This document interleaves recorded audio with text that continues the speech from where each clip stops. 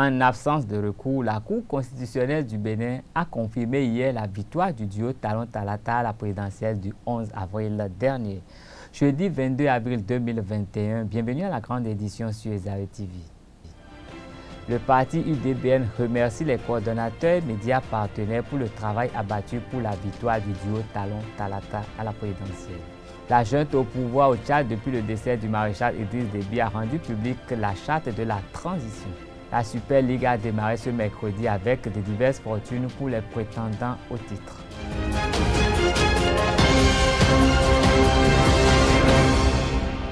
Mesdames et messieurs, bonjour et bienvenue dans cette édition. Le parti UDBN et sa présidente Claudine Prudencio a remercié ce mercredi tous les membres ayant pris une part effective dans la campagne de la présidentielle du 11 avril et les médias partenaires qui ont participé à cette mobilisation. La cérémonie a eu pour cadre le siège de ce parti à décombrer. Abdelkader Achirou nous propose ici un extrait des propos de Claudine Prudencio. UDBN n'est pas un parti de l'arrondissement de Godomène comme les gens le disent. L'UDBN a son ancrage sur toute l'étendue du territoire national.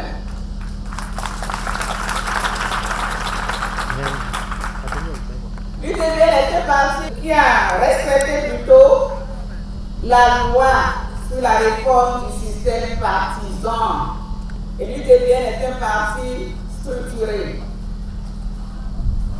Personne ne doit comparer les élections communales aux élections présidentielles. La campagne des élections communales a été une campagne essentiellement médiatique.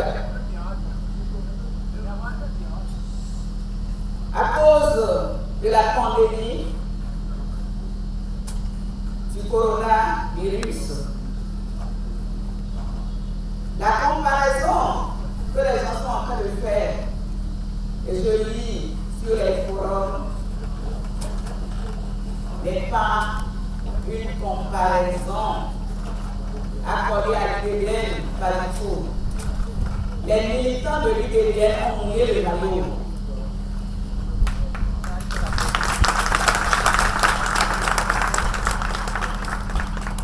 Toutes les coordinations de l'UDBN ont travaillé. D'autres disent que l'UDBN a organisé que de conseils ici. C'est pas vrai. Nous avons fait tout le tour du Bénin. Et toutes nos coordinations ont travaillé jusqu'au village, jusqu'au quartier de ville. C'est vrai qu'on avait laissé une équipe ici pour recevoir ceux qui venaient regarder le concert ici. Et ce concert qu'on avait organisé était destiné à la campagne présidentielle du duo Talon Talata. Nous avons soutenu le président Patrice Guillaume Apana Talon et nous allons continuer à le soutenir.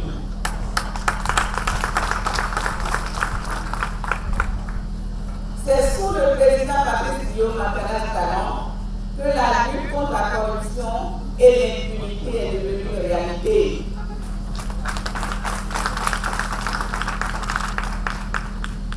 Nous savons aujourd'hui qu'il y a de l'argent dans notre pays, et beaucoup d'argent, parce que c'est avec nos ressources que le président Patrice Guillaume Apana Talon est en train de développer le pays. Avant, les gens empochaient les sous.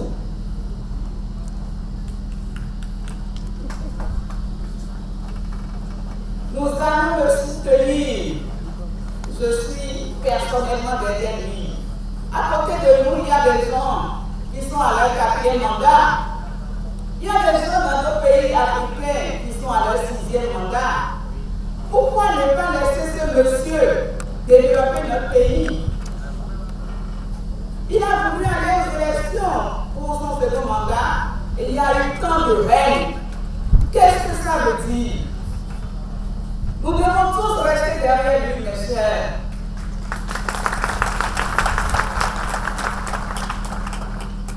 Il y a eu cette règle parce qu'il lutte contre la corruption, il lutte contre l'impunité. Ce n'est pas possible Le pays appartient à tous les Béninois.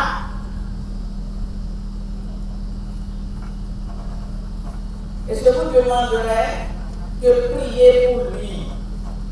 Il va vivre pour sa famille. Ce n'est pas normal ce qu'on a observé durant la campagne. Les gens sont allés jusqu'à recruter des chasseurs, des mercenaires pour tirer sur nos vaillants soldats. Ce n'est pas possible. Il ne faut plus jamais qu'on voit ce qu'on a observé pendant la campagne dans notre pays. De toute façon, nous les femmes, nous sommes au moins 52%. Nous devons tous nous mobiliser derrière le président Patrice Guillaume Talon.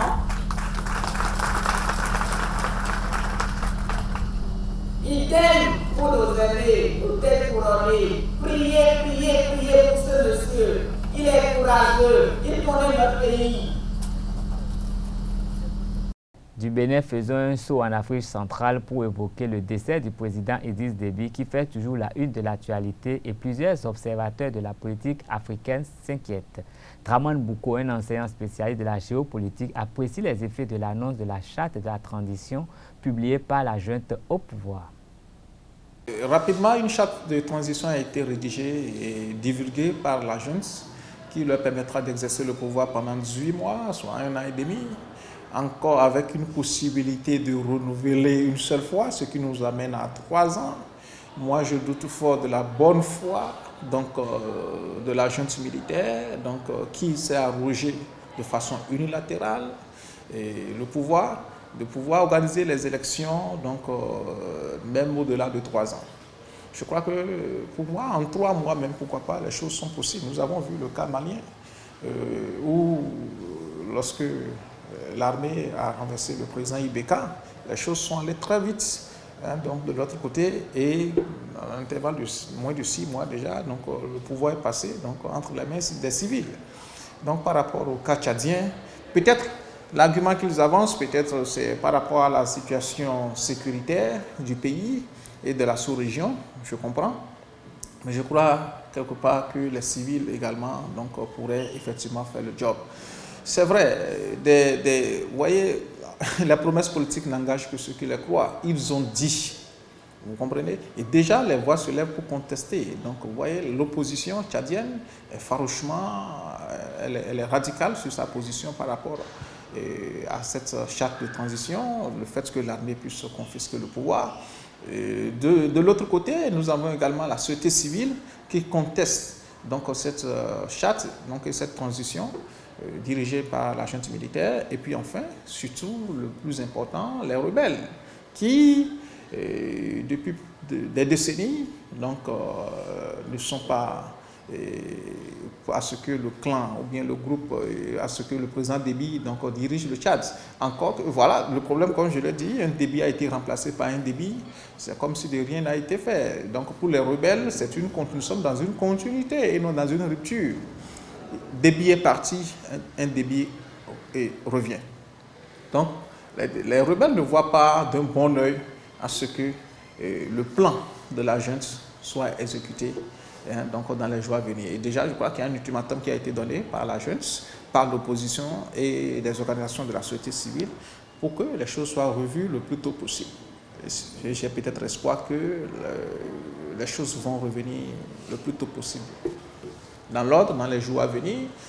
Bon, seulement qu'il y a une certaine passivité de la communauté internationale par rapport à ce qui se fait à l'intérieur du Tchad, parce qu'à l'intérieur, les acteurs qui sont à l'intérieur du Tchad, eux-mêmes n'arrivent pas à renverser la tendance, à faire respecter l'ordre constitutionnel. Je veux parler des rebelles, de l'opposition et de la société civile et du peuple tchadien lui-même en général. La passivité des organisations régionales, je veux parler de la CEMAC, de la CEAC, de l'Union africaine et pourquoi pas de l'ONU, etc. Pour pouvoir faire respecter l'ordre constitutionnel, m'inquiète un tant soit peu, et les jours à venir pour le Tchad, pour moi, s'annonce plus ou moins sombre, pour ne pas dire très très sombre.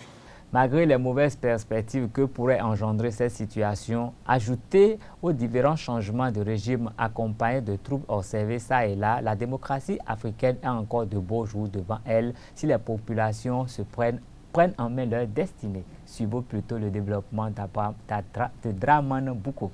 Vous savez, lorsqu'un pays est dirigé en premier par des intellectuels, vous voyez, c'est ce à quoi on assiste. Vous savez, les premiers dirigeants, Senghor était un universitaire, un intellectuel, etc., etc. Vous savez, tous les dirigeants sénégalais depuis 1960, jusqu'à celui qui est là actuellement, ont tenté à la fin de leur deuxième mandat de toucher la Constitution. Vous voyez, Senghor lui-même, au terme de son deuxième mandat, a voulu faire un troisième mandat en changeant la Constitution, mais il a été battu par Abdou Diouf. Abdou Diouf, à son tour, au terme de son deuxième mandat, a voulu changer la Constitution. Il a été battu par Abdoulaye Wade dans les urnes. Abdoulaye Wade, à son tour, a également changé la Constitution à la fin de son deuxième mandat et a été battu par Macky Sall.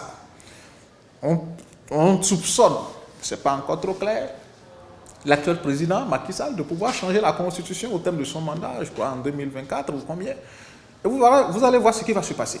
Voyez, lorsque le peuple a cette maturité qui est là et que l'armée connaît sa place, parce que l'armée n'est pas là pour servir un dirigeant, c'est de cela qu'il s'agit. Tous ces derniers qui ont essayé de tripatouiller, de changer la Constitution, que ce soit Senghor, que ce soit Abdou Diouf, que ce soit Abdoulaye Wade, tous ceux-là qui ont essayé de changer, ils ont été tous battus dans les urnes parce qu'ils savaient qu'ils ne pouvaient pas compter sur l'armée pour pouvoir valider leur forfaiture. C'est de cela qu'il s'agit. Donc tout dépend de la maturité de l'armée, tout dépend également de la maturité du peuple. Vous voyez, donc c'est une référence que l'on cite aujourd'hui en Afrique de l'Ouest. Également en Afrique australe, nous avons le cas d'autres pays quand même qui ont fait des avancées, du Lesotho, donc qui ont fait la Namibie. Vous voyez, donc des pays quand même qui ont des avancées démocratiques dans ces pays-là. Et puis bon, voilà. Je crois que le problème se pose au niveau de la maturité du peuple. Le cas malien, qu'est-ce qu'on a reproché à Ibeka? Ibeka n'était pas dans l'illégalité. Mais le problème, c'était un problème de gouvernance qu'on reprochait à Ibeka. Ibeka n'avait pas changé la constitution, il n'était pas à un troisième mandat. Mais on lui reprochait la mauvaise gouvernance, la corruption, la gabegie, le gâchis des ressources du pays. C'est ce qu'on lui reproche. Donc tout dépend du peuple lui-même. Ce n'est pas la démocratie en elle-même, dans sa forme qu'il faut revoir, mais la manière dont le peuple, donc, qui est gouverné, perçoit. Cette démocratie-là, c'est à lui de pouvoir prendre son destin en main et également l'armée surtout. La spiritualité, selon ses adeptes, est le fait de questionner les esprits, ce qui les amène à interroger la nature et tout ce qui est autour d'eux. Pour le métaphysicien Raimi Amoussa, c'est tout ce qui a trait aux esprits. Suivons le haut micro de Jacques Maouillon d'Almeida. D'abord, vous voyez dans le mot spiritualité, si vous voyez bien, il y a esprit, ça vient de esprit. Donc, la question est de se demander qu'est-ce que l'esprit. Ce qui est certain, il y a une réalité dans l'être qu'on ne voit pas, mais qu'on ressent à travers nos émotions.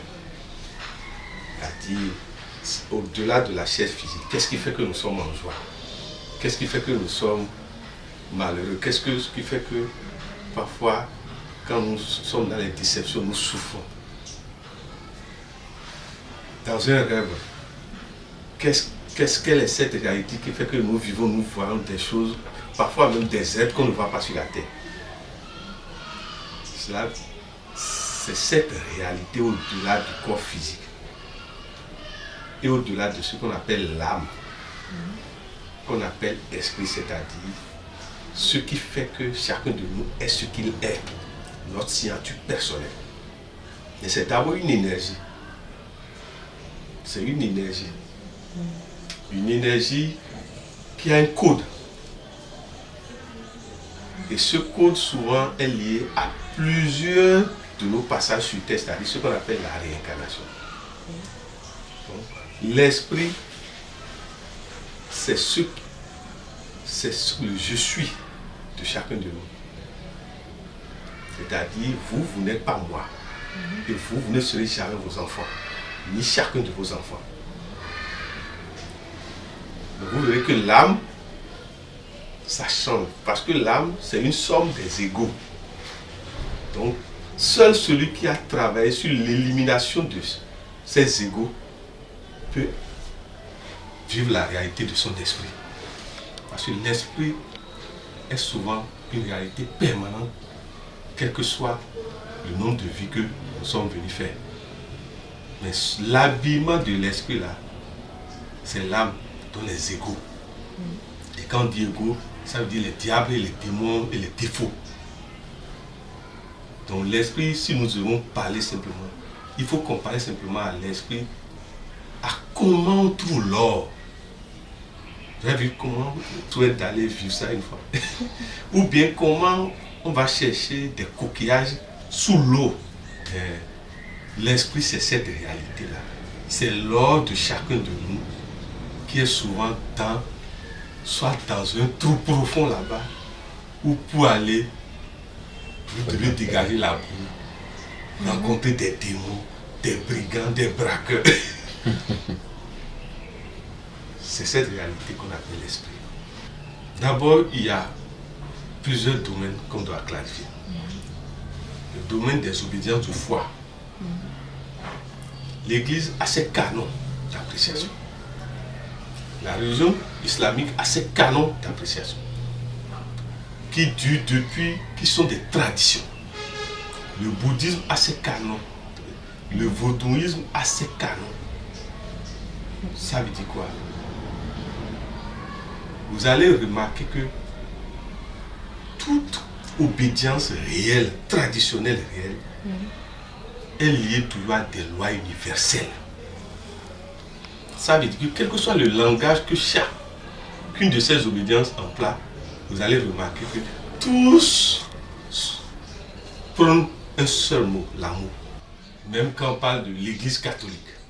Le culte que certains rendent aux morts ou aux ancêtres sont de différents types et varient d'une communauté à une autre.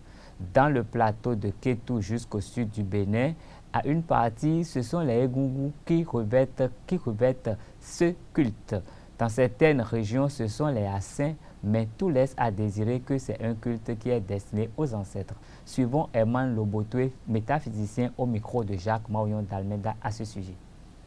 Non, tout est principe dans la nature. Tout est principe dans la vie. Que ce soit du côté du culte Egungun ou du côté de Hassan, les principes sont les mêmes. Et quand vous foulez au pied un principe, la punition suit. Au niveau du culte Egungun, entre la faute et la punition, il n'y a pas de décalage. C'est exactement comme l'histoire dans la Bible, on a parlé des deux fils d'Aaron brûlés par le feu impur qu'ils ont apporté sur l'autel des sacrifices. C'est la même chose. Mais du côté de Hassan, ce n'est pas aussi rapide. Là-bas, on cumule les choses, les fautes, et puis un jour, vous transitez. Au niveau du culte, on vous empêche, en vous punissant immédiatement, on vous empêche de franchir le Rubicon. Parce que dès le Rubicon franchi, c'est la mort. Et on ne veut pas la mort du pécheur. On veut juste que le pécheur se repentisse et qu'il vive. C'est un peu ça. Le châtiment existe des deux côtés. Pas seulement chez nous au Bénin ici, parce que chaque peuple a ses spécificités. Le culte des morts tel qu'il est fait en Côte d'Ivoire n'est pas la même chose qu'ici. Au Mali, ce n'est pas la même chose. Tous les pays ont leur culte dédié aux morts. Donc chacun pratique selon ses spécificités. Oui, c'est la même chose quand nous prenons par exemple l'Église catholique dans la chrétienté. Vous avez des statues, on dit c'est tel saint, il a fait ceci, c'est tel, la Vierge Marie, Jésus-Christ. Tout ça là, c'est leur Hassan. C'est leur Hassan. Et il nous demande à nous, Africains, d'abandonner nos ancêtres pour appeler les leurs. On n'a aucun lien. On n'a aucun lien. Maintenant, dans la pratique, dans la réalité, il y a deux types de pratiques. Il y a la première pratique qui demande à ce qu'on sacrifie des animaux pour honorer les ancêtres. La deuxième partie dit on ne sacrifie pas.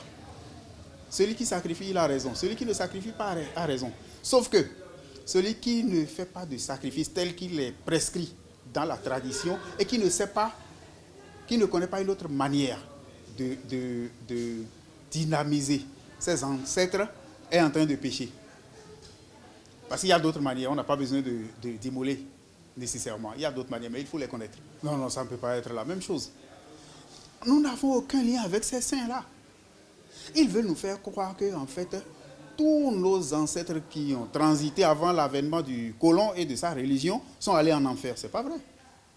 Est-ce qu'il n'y a pas eu d'Africains qui aient bien vécu et qui soient au paradis? Il y en a plein.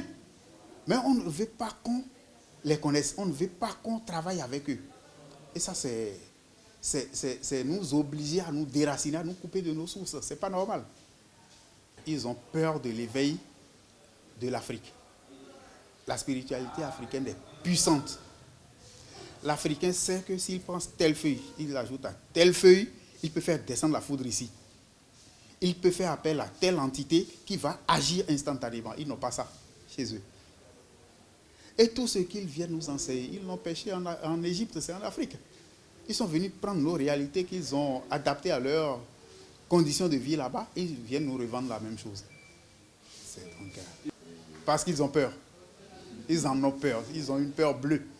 Vous allez voir dans notre pays, pratiquement dans tous les pays africains, des cargos de blancs venir se faire initier dans nos couvents.